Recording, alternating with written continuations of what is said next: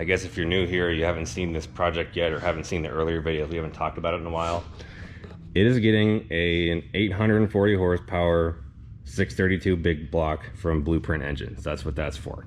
Today we're doing something very different. And when I say we're doing something very different, that means I'm not going to be doing very much at all, because I'm going to be inside on the computer doing paperwork, if you can even call it that now. Digital paperwork, phone calls, emails, stuff like that. I'm going to do that, and Logan's going to be doing the rear end. This rear end is for Uncle George. It's a 9.5-inch 14 bolt. Got it from a junkyard, and this thing's going to be a beauty, just like the chassis is. Clean my rear end. You're going to clean your rear end, and you're going to try your hand at filming, because people wanted to see you do more stuff, so we're just going to hand you the camera and let it roll. Yeah, they get to see me do the most exciting stuff. Feel the same sometimes, but you know what, stuff like this can help somebody. Yeah. So what she's going to do first is spray the whole thing with oven cleaner. So what's your plan of attack here? You already kind of know the drill from the frame. Well, I'm going to spray the oven cleaner on it, and then I'm going to power wash it off, and then if it needs to use the needle in some spots, which it probably will, because there's like some spots that are chunky. We don't have to worry too much about the diff cover, because that's going to get replaced. I'm not even talking about this part, the other side. Oh, yeah, you can turn it. It should stay upright. See, you get it's it. Like crusty. Yeah. There's chunks. Do all the steps. Yep. Like their website says to do, and then it stays on there. Yep. Except you're going to do it all by yourself in preparation for the that we're going to get. It's good practice for my car, because it's going to be old and it's going to have a lot of rust, regardless of how well kept up it was. There's going to be rust, so that's just the reality of buying an old car. Yep. And then you get your practice on here, and if you mess this up, it's less critical than it is if you messed up on your own car. Yeah. Yep. Screw my junk up. You don't care. Well, I know it's going to be good. So, okay, do you think I can leave the camera with you and get to filling out paperwork? Yeah. Okay, here you go. Well, I don't know how to do this. You just do that. Well, I feel stupid. Update. Mitchell is not a p***. This stuff actually does burn your legs. That's pretty impressive. I just remembered I got to put Rob's forklift back. Oh, good job. Yeah. First spray off wasn't too bad. Got off a lot of surface rust. You see some of the black paint underneath it. Didn't turn out too bad so far. I'm gonna clean it again and take the needle gun to some of these crusty pieces. So I went over a few spots with the needle gun just to make sure that it's not flaking off. And then I sprayed it with the pressure washer again to make sure I get all the crust off. Then I'm just gonna go at it with the Pour 15 degreaser and all that fun stuff. But it looks so much better than it did. Getting the hang of using this camera, I feel really stupid, so don't make fun of me. First off, after I finished cleaning this up, the first step is going to be using the Pour 15 degreaser. I'm just gonna spray it on there with a spray bottle. I'm gonna let it sit for a little bit. Then I'm just gonna pressure wash it off, and I'm gonna go in there with the metal prep. Side note, do you guys like to listen to music while you're working on stuff? I mean, I know we do, but we don't really get to listen to music when we're working on stuff too much, unless we're like at the gym or something, because, you know, copyright issues. But if you were to listen to stuff, or if we were to listen to stuff, I think that I could speak for both of us that we're kind of more of like rock people. We like rock music. I like, really? So the rear end is degreased now. So I'm gonna go in with the metal prep. It needs to sit on there for 30 minutes. It's one of the, well, pretty much the key to this stuff staying on there. It etches the metal so that the paint can actually stick on there. I'm gonna put it all over the damn rear end and let it sit for 30 minutes. Quick check-in. This is the metal prep. You can see where it's starting to work. Like, kind of like, oh, it's not a good example. Let's see. these creases in here. The lighting's not too great, but it is what it is. The areas that had less rust etch better, or faster, I should say. But I'll even out later. It'll buff. It's been on there for probably 10 minutes or so and started working already. We're gonna see how it's going now. Looks really good. This thing looks really, really good. Even those hoses cleaned up really good. I'm actually really surprised about that. In the clamp, like this looks like, I'd say we got a pretty good deal. This rear end was $650, which is more than you can find these for. But I will say it is kind of hard to find a 9.5-inch 14-bolt rear end from a half-ton that has 6 lug axles already. Your other option is to find this exact rear end from a 2500 that has 8 lugs and then get the axles to switch it over. But then you're on the hook for axles. So if you buy a $200 rear end and have to get $400 axles and wait 2 months to get them with the current condition of the world, did you really win? I didn't think so. That's why we just did this one the way it is. This was in a Z71 truck, half-ton. It had the F44 package. If it has the F44 package, it should have this rear end. You can check the codes in the glove box. And then it'll be a 6-lug one just like this. And we know it will hold up because this is what's in the Escalade. So it can take way more power than what it's getting. Exactly. And we're going to put a strange billet yoke in here, which is the same one the Escalade has, and we got one in Uncle Rob too. And we got a B&M stud girdle cover for the diff also, which is going to be pretty cool. One thing I don't know though is this rear end does not have sway bar perches on it like the factory one does for the factory Suburban rear end. So if we want to add the sway bar, we'll have to add those. We might go to disc brakes. I don't know. If you have a good resource for that, let us know in the comments, because we would love to have disc brakes on the rear as well as the front. Maybe upgrade the fronts too. Don't know. I have also read on the forums, this is just what I've read, I don't know this to be sure, but it said that the brakes on this rear end are better than the brakes on the 10 bolt that would have come in that Suburban. So even though it's drum for drum, they're still supposed to be better. Because what that F44 package was, it had increased towing payload capacity, so the brakes are part of that. You're doing a really good job. I'm super proud of you. It's crazy that like the factory kind of indicator paint kind of showed back up all the little markings and stuff on there. Oh. You see that? Like Yeah. this and the orange and this like paint on here. That's wild. Definitely a southern truck. I finished metal prepping the rear end, and now I'm going to start painting it with the 415. I also got sidetracked and started cleaning a bunch of the other pieces that need to be painted.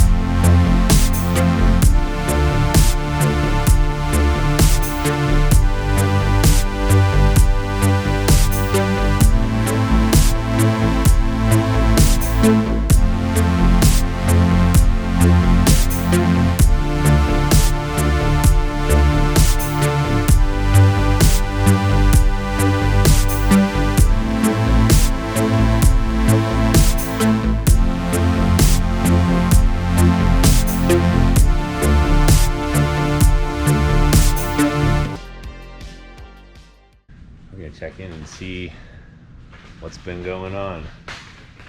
I've been on the computer all day. I like this light setup. We should leave those there when we put the body back on. Oh yeah. Yeah.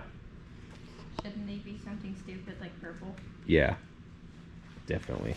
Oh. That's a good looking rear end. Yeah, it is. First coat. First coat of the 415 base? Yep. Sweet. Sorry I touched stuff you told me not to touch. That's okay.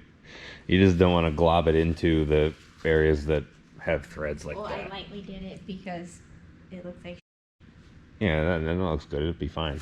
You did it perfect. And we're going to reuse the original trailer hitch because it is still good. We're not going to use the 415 base on the inner fenders because, one, they're not rusty. Two, it doesn't need it. Because the base is to go over rust. So the other stuff, we'll get the top coat over it. The top coat's UV protected, like the same stuff that we did the over parts of the frame with. Really getting a lot of progress here. I guess we can also confirm that the grocery bag method of sealing the can worked perfectly. You want to hear a funny story? what? I remember that trailer hitch on my dad's 95 because this outer ring part was like dented. The outer sleeve was pushed back on one spot because somebody ran into him and it screwed up their car real bad, but his was fine. But I just remember being like 4 years old, standing at almost eye level with this hitch and remembering that dent in there. I remember him telling me about it. There was also a bumper sticker on it, I'm pretty sure, from number 1 Cochran in Pittsburgh. Number 1 what? Number 1 Cochran. Yep. Cochran. I think they're still a thing. What is it? It's just like a dealerships. Oh. Yeah, owned by a guy named Rob Cochran. It's a horrible name. Yeah. At least it's not Richard. Yeah, that'd be bad. I'm excited. Once we get this all good to go, tomorrow I'm gonna work on getting the polyurethane bushings into the leaf springs and shackles. So when this is all dry, we can have a rolling frame again. So what's going on over here? I'm painting the inner fenders with like tractor paint. From Hart. Doesn't matter. Yeah, we ran out of top coat. This is coming out really nice. You're doing a really good job. Conveniently, the side that you said was important is the side. That's okay. It's going to be under the truck. It's all important because how you do one thing is how you do everything. If you don't cut corners on 100 little things, every individual instance of not cutting a corner or going the extra effort to plan out, okay, we're going to paint this side first, then that side, all those little things compound and add up to the finished product when you're like, damn, this is awesome. Like Look this. how pretty it is. Damn, this is awesome. Before, after. That's really satisfying. Extremely. Like in this case, why are you painting the insides first? Tires are gonna kick rocks and gravel up into that and be the anyway. Yeah, so if you painted this side first, that's the side that's gonna go in the engine bay. If you painted that first, then you have to lay it on there to do the inside or the wheel side. And why would you want to do that? Because you do the least important one first, then the most important after that. Kind of, I don't know. Usually most cases it works that way. This is gonna pop whenever we have the new cover on there and have the sway bar powder coated and all that stuff. This is gonna be really freaking cool. Yeah. Ignore that part. It's all coming together. Does anybody make a reproduction sticker that used to go on the hitch of these They're things? gonna think that that's really stupid too. I don't think so. Is it stupid to want to get a factory reproduction sticker for the factory hitch that says like Suburban or like Yukon Tahoe payload rating and it says like do not load more than 500 pounds, like little rectangle on there? Is that dumb to want to get a new one and stick it on there? Or would you guys want to do that too if everything else is going to look good? Leave a comment. I respect it because it's like your dream car that you've wanted since you were a little kid. But if it was like a 50s or 60s car or something, you'd be like, yeah, I want to make it look like it just like came off the showroom floor. But Yeah, well that's how I'm treating this. I know, Because which is like what I have to like take into account when I'm doing this, because I'm like, whatever. Yeah, I guess he likes it. you so just don't I'm just understand gonna it. If you think about this like it's a 1957 Chevy, everything makes a lot more sense. Maybe 30 years ago, restoring a 70s car was like, why are you doing that, bro? It's not that old. Well, guess what? 15 years from now, whenever these things are really old, ours will already be restored Who will be laughing then? We will. So you're doing the second coat on the inside? Yeah. Now the rear end is done. So the goal for the end of the day is to have the axle bolted back onto the frame with the new bushings and everything. We got the new leaf springs here, which are very heavy. We're gonna press out these rubber bushings and replace them with these polyurethane ones with greasable bolts from the same place, Off-Road Design, that made the motor mounts that we had to modify. Just got these springs from Rock Auto. They're nothing special, but they're new and they're nice. We're doing the spring and the shackle. So we got OEM, GM shackles. We gotta press these out also. And I've never had a leaf spring vehicle with any significant amount of power before, so some poly bushings in there tightens everything up to reduce the possibility of wheel hop or axle wrap, which it's still gonna have. We're gonna have to do something with traction bars, Caltrax or something, but this will make that less of an issue. Because if you think about it, when the axle's bolted to the leaf, it's containing the twisting of the axle and it's transmitting the forward push to the frame. So it's pulling on the back bushing and it's pushing on the front. Everything that the truck does power-wise in two-wheel drive, theoretically anyway, comes from the push and pull on the leaf spring eyes. So those bushings not being able to move as much will get that movement to the frame faster and more effectively. Does that make sense? Yeah. Yeah. So let's figure out how to get this done. Well, we did get the leaf spring bushings pressed out. Did not film any of it because it was one of those times where I was too angry to film it, because holding those things that weigh 50 pounds or whatever 4 feet off the ground and trying to do the thing, you know, I was just like, no, I'm not doing this. They do come out. There's plenty of videos on that. You just won't learn that here. Now we get to do the fun part, which is putting that back together, putting the new bushings in, getting the 14 bolt rolled over, putting it on. So I think we're just gonna try to, you know, Baja this thing and just roll it over the thing and kind of assemble the leaves right there, and then we'll take the electric jack down to bolt it up. And the inner fenders, you did the second coat on here. They look really good. It was explained to me by somebody in here that the flies go away when I leave.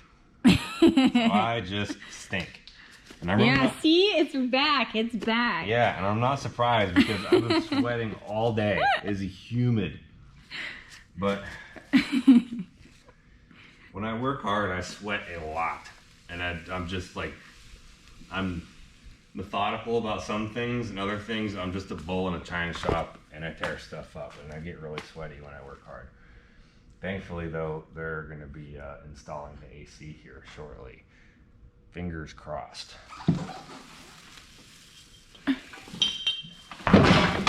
See, you beat it.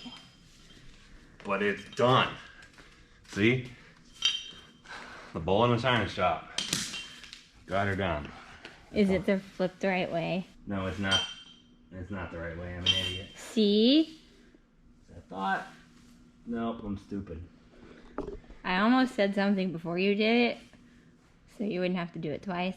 So my first thought was I needed to flip it around, but then I thought, oh no, it spins. I'll just spin it. No, I should have listened to my first thought. Wait, hold on. Oh. Oh my god. Did you hear that? Leave a comment if you pooped today. Oh my god. This should be the right way.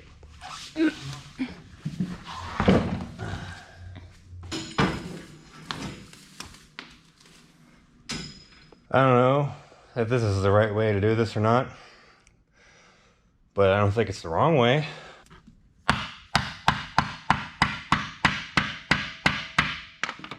Maybe that's the easy one. I know, it's gonna be hard when you go the other way. Yeah. See, one side, I tried putting this in, then putting the sleeve in, then beating the other side in. That was hard. And this side, it did one side, and then beat the sleeve in, and it didn't like that because it took little chunks out with it. Why don't you do this at like the same time?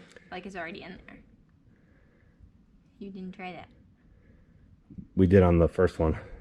No. You leave the metal part in it. Oh, yeah, we could try that. Everything is very tight.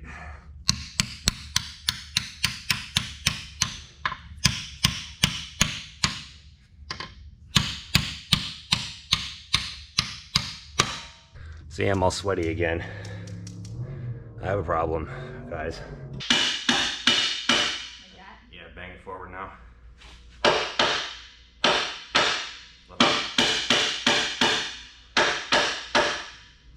Looks like it's close.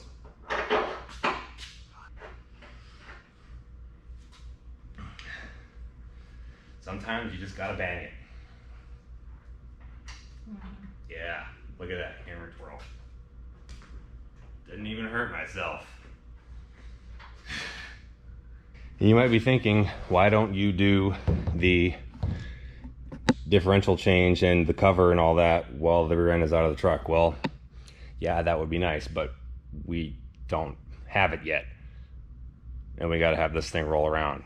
And it's really not that big of a deal to do it with it up in the air. With it bolted in there anyway, there's nothing in the way. So that's why our nice pretty rear end has an ugly non-painted cover, because it's not going to stay there. I'm like, going to knight you. Father, Son, holy rear end, may you make a 9-second, 10-second pass. So if there's an organic, it's Father John. Does anybody out there remember Father John from my Instagram stories? Like pre-YouTube era. I want to see who's like been there forever. If you don't know who Father John is, it's just my friend John Reed.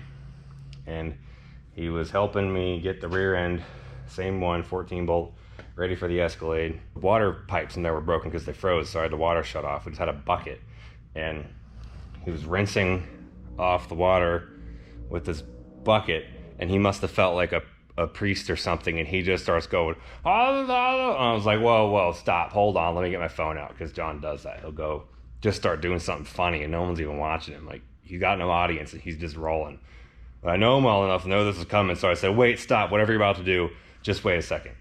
So I pulled my phone out and filmed this. Dear Lord, baby Jesus, we baptizing this bitch today.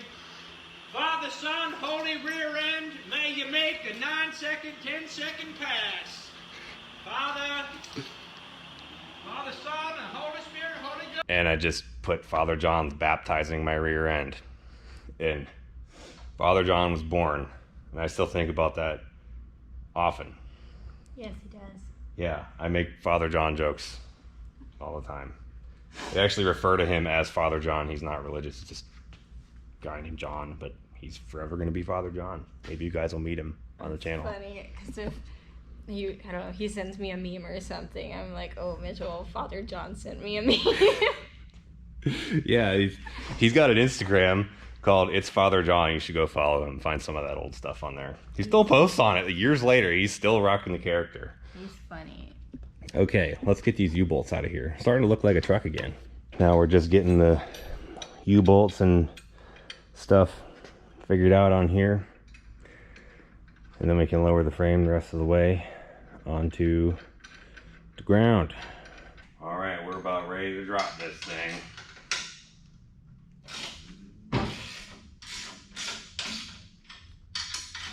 When I loosen this, it should fall down.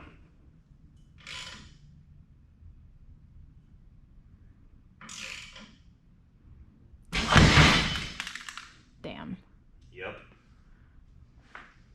Damn it. What did you do? Nothing. There was just a bolt in here that I didn't see because my hat was on top of it. This is a monumental moment right here.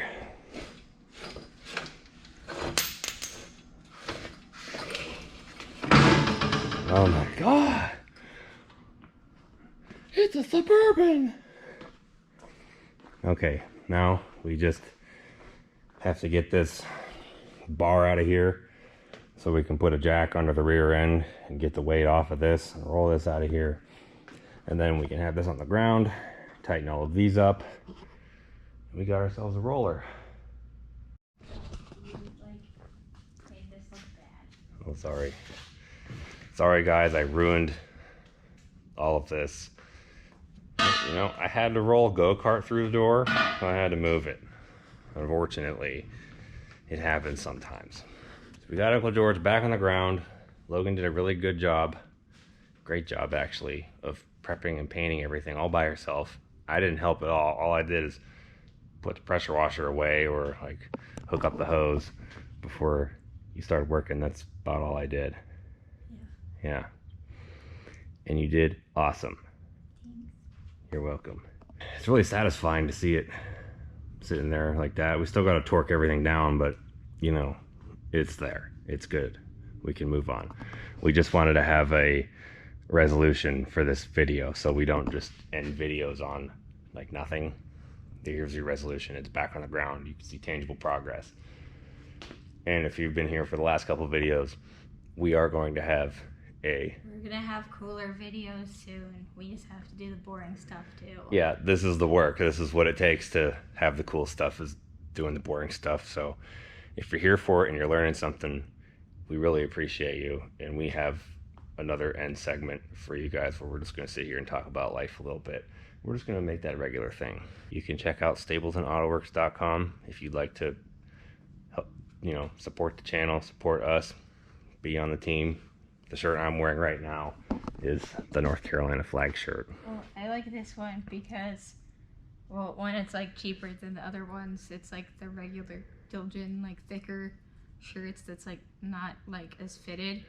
But if you're anything like me, which probably you're not, but anyway, I like to make things match. I'm really bad about things not matching. If it's not matching, then I can't wear it. Like if my hat doesn't match my shirt or something, I feel like an idiot. So I can't do that. But it's black and white, so like it literally matches everything.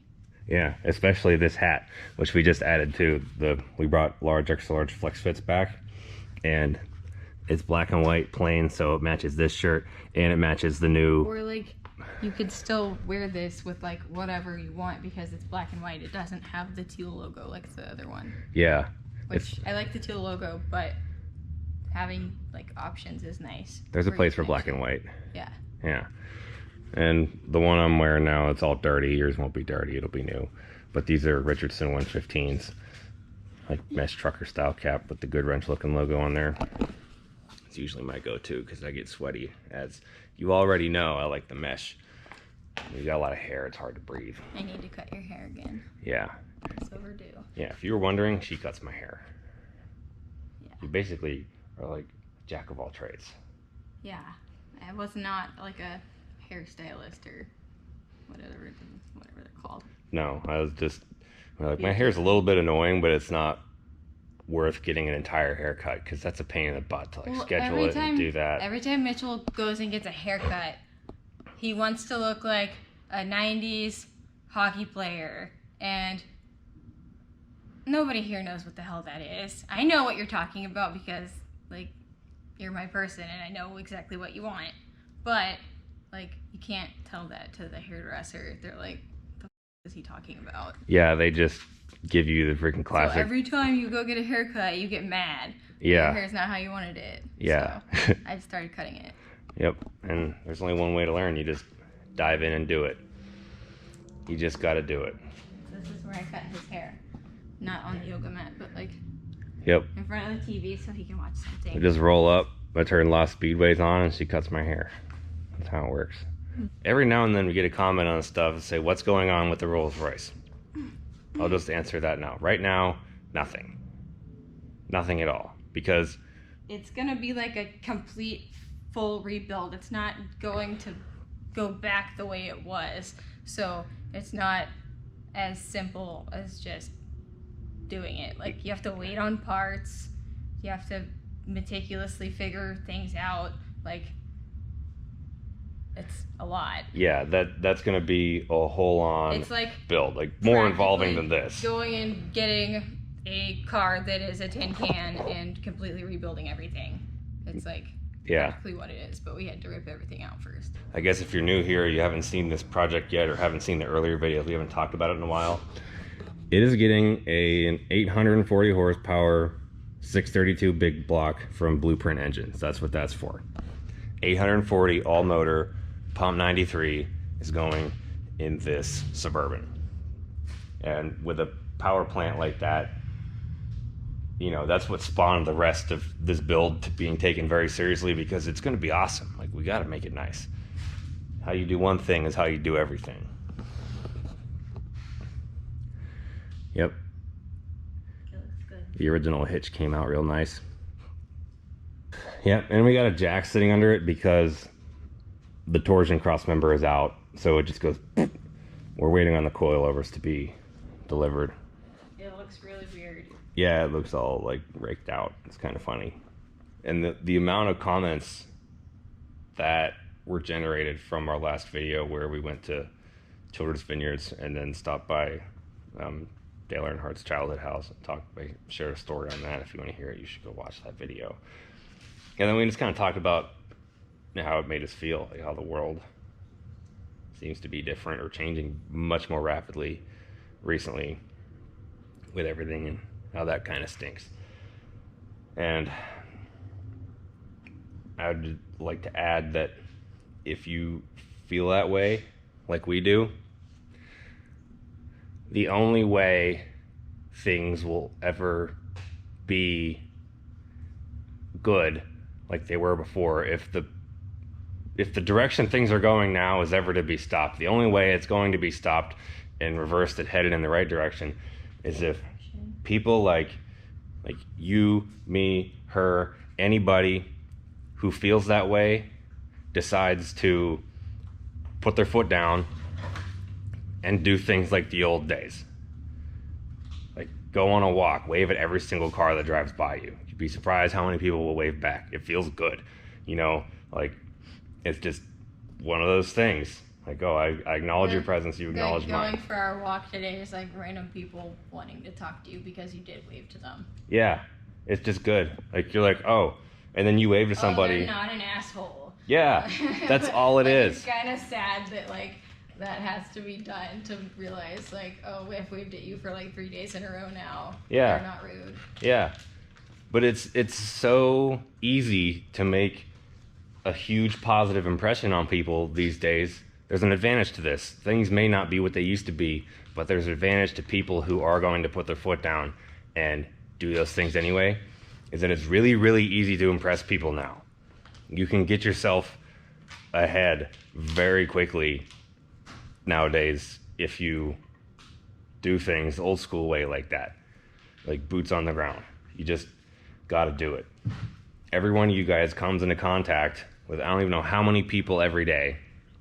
Your one shift in what you're doing can influence the people in your world, in your sphere. You can put that forward and it can spread. That's how it spreads, one person at a time. Especially with like little kids, because they're so impressionable. Like, it's really easy to make a difference for them, and because you gave them an opportunity that they didn't have, they will pay that forward later and they'll have a better outlook. Yeah, and that reminds me when we were driving to your birthday dinner in the Monte Carlo and we pulled up to the light and that little kid in the back of the F-250, he was in a car seat facing backwards and his dad rolled down the window so he could look, and he was just staring at us in the car just like you could tell like that was the He just thought it was like the coolest thing ever, which was awesome.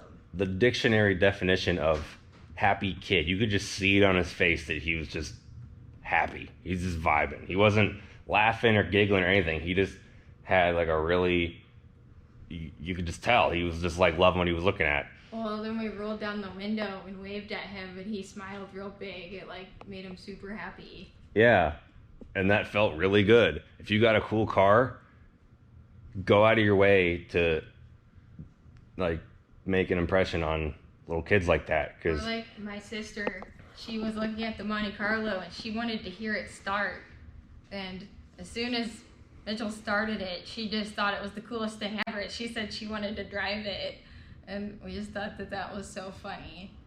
Like, this 3-year-old is like, yes, I want to drive it. And it's insane. You don't even know what can stick positively to some other person like that, especially a little kid. When I was 5 years old is when my dad sold his 95 Suburban. I was 5. It is 20 years later. What are we doing? We are building one of them. Yes, we are building that. We're working on one of these because of that. Because I was grown up until from 0 to 5 years old. That thing left such an impression on me that it still excites me today. I don't know. If my dad drove something stupid like a minivan, I might. No offense. Yeah, sorry, boosted boy Kyle. I'm kidding. Kyle, I like your minivan. But yeah, if that wasn't there for me, I might be a huge loser right now. I don't know what my life would be without those little tidbits growing up. There's just those little good things. Just be a good person. It takes a conscious effort, but it's worth it.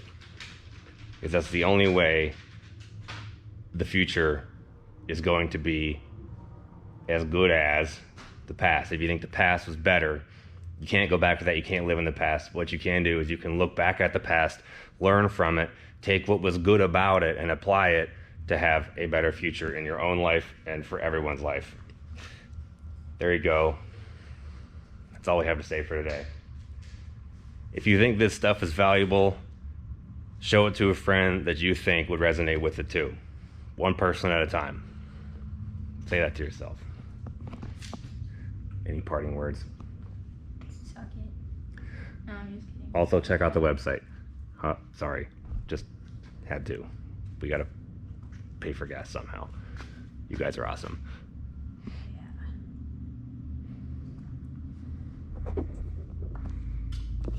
Yeah. Also, Logan pressure washed all of her shoes and they were still wet, so that's why there's like a shoe display there. Well, I saw this thing, I think it was like a reel or something on Instagram where somebody like pressure washed their white shoes and it like made them look new, which it worked. There you go. One more added value. Now I'm gonna plug the GoPro into the computer, get to editing, and you guys will watch this on Saturday. Thank you for having us as part of your day. I wonder, would it be wrong if I put Goof Off in this? You're never gonna drink out of this, are you? I think it would work fine. Well, I didn't know if you'd get mad at me. No. What else would you put it in? I have no idea. Clearly, chemicals don't work in a solo cup, so I don't really know what to do.